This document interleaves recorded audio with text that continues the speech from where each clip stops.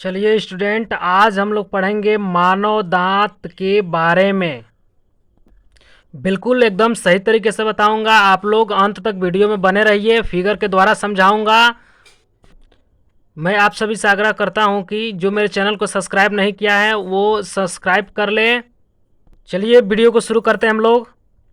मुख गुहा के ऊपरी तथा निचले दांतों की एक पंक्ति पाई जाती है।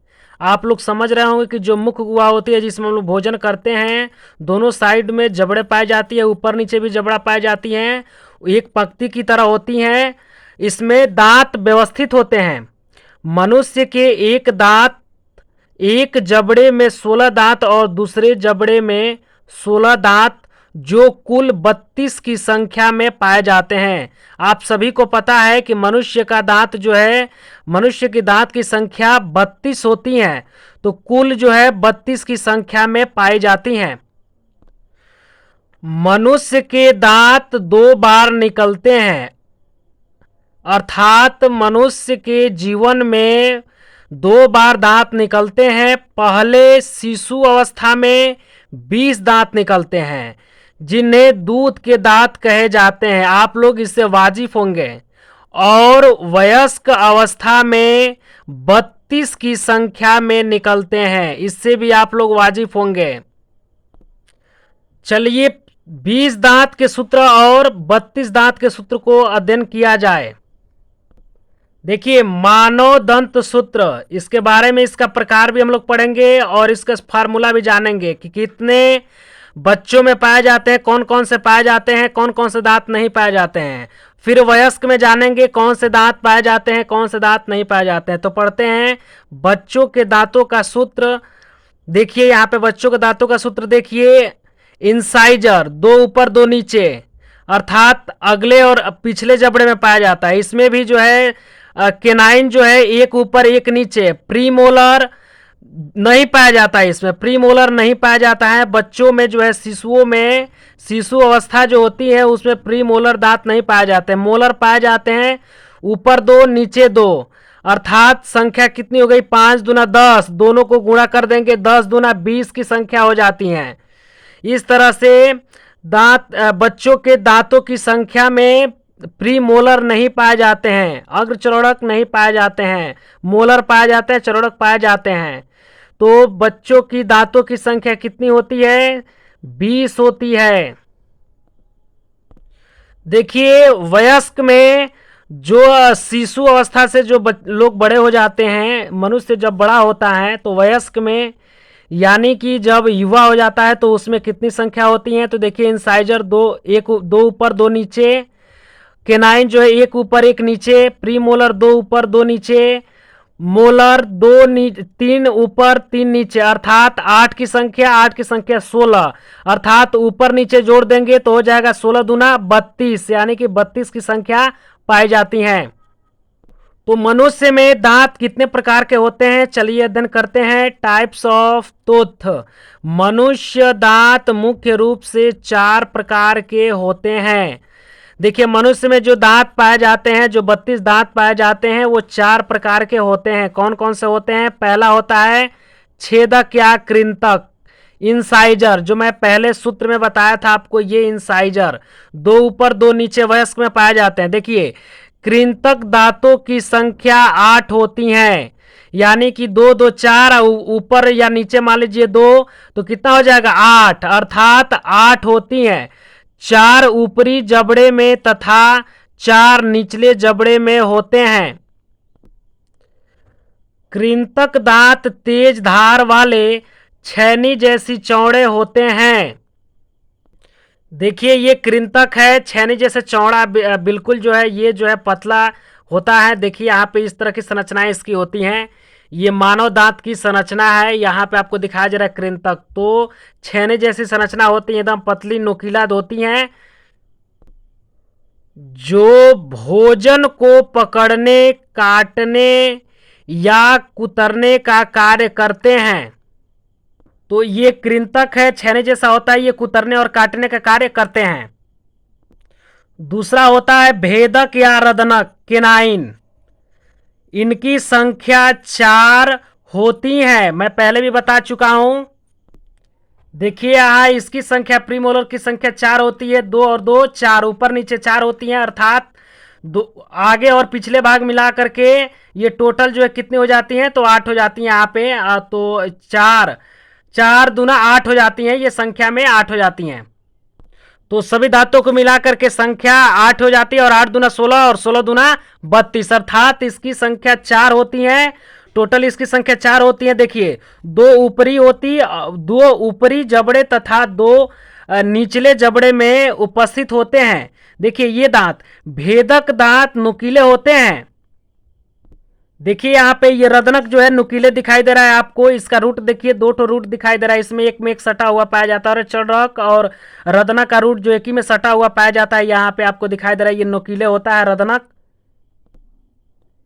ये कठोर भोजन को पकड़ने के साथ भोजन को चीरने फाड़ने का कार्य करते हैं। आप लोग समझ गए होंगे कि ये भोजन को पकड़ता है और चीरता फाड़ता है, अर्थात कोई भी यदि हम कठोर पदार्थ खाते हैं तो यही दांत हमारे उसको पकड़ने में, कठोर पदार्थ को पकड़ने में तथा चीरने फाड़ने में कार्य होता है, और आसानी से हम उसको पीस लेते हैं और पीस करके निगल जाते हैं। तीसरा है अग्रचर्वणक दांत प्रीमोलर। अग्रचर्वणक दांतों की संख्या 8 होती है, 4 ऊपरी जबड़े में तथा 4 निचले जबड़े में होते हैं। देखिए ये प्रीमोलर, 2 2 दूना 4, तो 4 की संख्या ये होती है, 4 नीचे और 4 ऊपर, 4 दूना 8, 8 दूना 16, 16 दूना 32 हो जाएगा यहाँ पे। तो टोटल मिलाकर के 32 हो जाएगा, अर्थात 4 की संख्या ये हो जाएगा, 4 की संख्या ये हो जाएगा ऊपर नीचे। देखिए ये दांत किनारे पर चपटे, चौकोर व रेखादार होते हैं। इनका कार्य भोजन को कुचलना होता है। तो जो ये अग्रचर्वणक है, ये भोजन, इसके ऊपर चौकोर होते हैं और ये भोजन को कुचलने का कार्य करते हैं, यानी कि पीसते भी हैं ये। अगला है चर्वणक दांत मोलर। इनकी संख्या 12 होती है, 6 दांत जबड़े के ऊपरी हिस्से में तथा 6 दांत जबड़े के निचले हिस्से में होते हैं। इनके सिरे चौकोर व तेज धार युक्त होते हैं। इनका मुख्य कार्य भोजन को पीसना होता है, अर्थात इनकी संख्या 12 होती है, 6 दांत ऊपर और 6 दांत नीचे पाए जाते हैं जबड़े में। यह है चर्वणक दांत। इसमें 6 जो है, देखिए 3 3 करके दिखाया गया है आपको, यहाँ पे सूत्र में भी देख सकते हैं आप लोग, 3 3 करके दिखाया गया, यानी कि संख्या इसकी 6 होती है, 6 दूना 12, 3 ऊपर 3 नीचे। ये दांत भी चौकोर होते हैं। ये दांत भी देखिए यहाँ पे ये चौकोर दिखाई दे रहा है, ये चौकोर होते हैं, ये नुकीले होते हैं, ये जो है धारदार होते हैं, ये छीनी के आकार के होते हैं। तो यहाँ पे जो चौकोर दिखाई दे रहा है आपको, ये पीसने का कार्य करते हैं, ऊपर और नीचे होते हैं, ये पीसने का कार्य करते हैं। तो ये चर्वणक जो है चौकोर होते हैं, जो भोजन को पीसने का कार्य करते हैं। तो अब यहाँ पे दांतों की संख्या टोटल यहाँ ऊपर देख लीजिए, 2 1 3 3 2 5 5 3 8, टोटल ये दिखाई दे रहा है आपको यहाँ पर 8। तो 8 दूना 16, 16 दूना 32, यानी कि टोटल वयस्क मानव में 32 की संख्या में दांत पाई जाती है। चलिए पढ़ते हैं मनुष्य दांत की संरचना, यानी कि आंतरिक संरचना उसका कैसा होता है। Structure of human tooth. हम प्रत्येक दांत को 2 भागों में बांटते हैं। फिगर के द्वारा इसको समझा रहा हूं। देखिए मनुष्य का दांत का आंतरिक संरचना है। ये दांतों को हम 2 भागों में बांट सकते हैं। संपूर्ण शरीर के दांतों को जो है हम 2 भागों में बांट सकते हैं। पहला होता है क्राउन, दूसरा होता है रूट।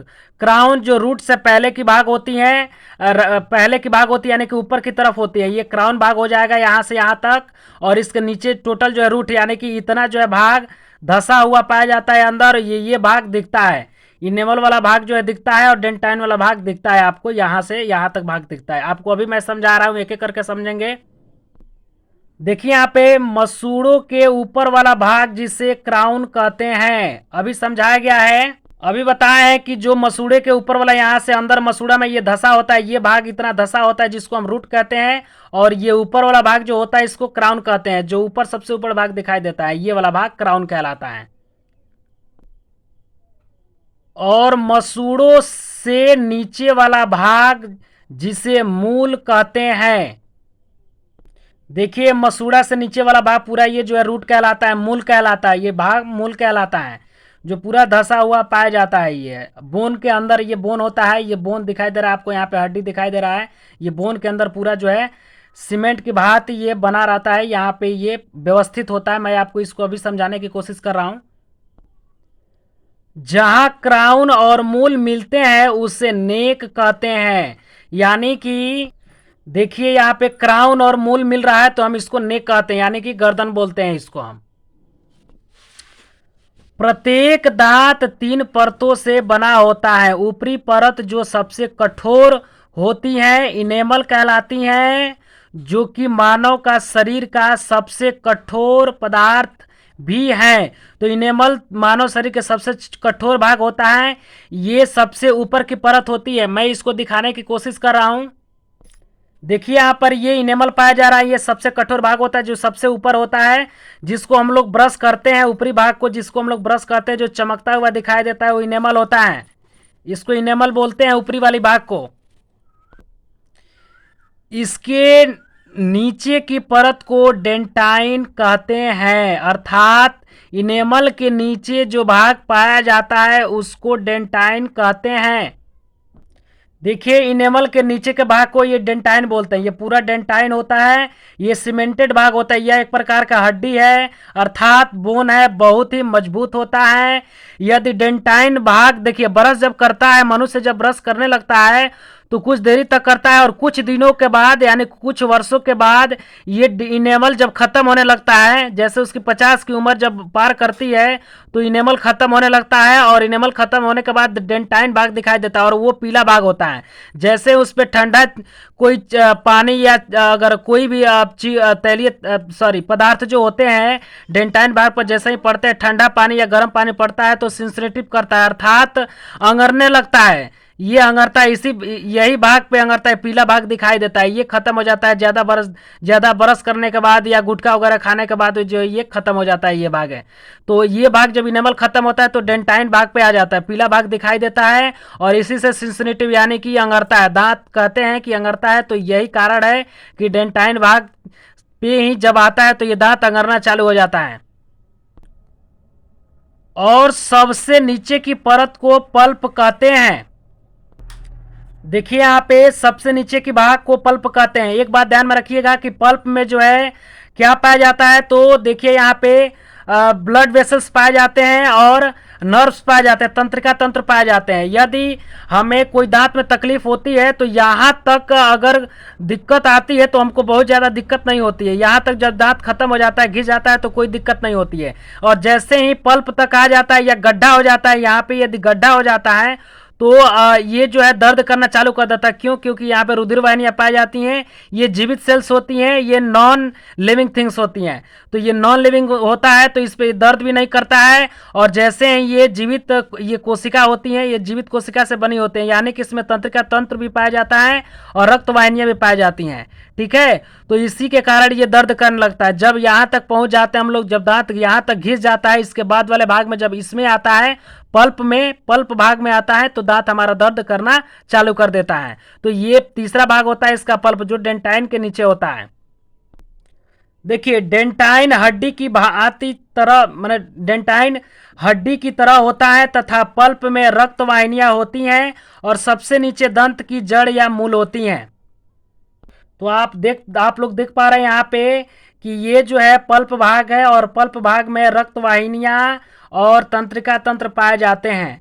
और ये पूरा ये हड्डी होता है, चारों तरफ से हड्डी होता है, ये मसूड़ा होता है और ये मसूड़ा होता है। और ये मसूड़े में जो है, मसूड़े के ऊपर वाला भाग ये क्राउन कहलाता है और अंदर वाला भाग जो रूट होता है, जो मसूड़ा से नीचे होता है, उसको हम क्या बोलते हैं, तो रूट बोलते हैं। तो दांत दो भागों में बांटते हैं, क्राउन और रूट। इसमें सबसे ऊपरी भाग इनेमल कहलाता है, दूसरा भाग डेंटाइन कहलाता है, तीसरा भाग पल्प कहलाता है और चौथा भाग जो पल्प जो भाग होता है ये सीमेंटेड होता है, जिसको हम सीमेंटेड के नाम से ही जानते हैं। ये हड्डी लाइक स्ट्रक्चर होता है, बोन लाइक स्ट्रक्चर होता है, हड्डी की भांति होता है, मजबूत होता है, ये कैल्शियम से बना होता है।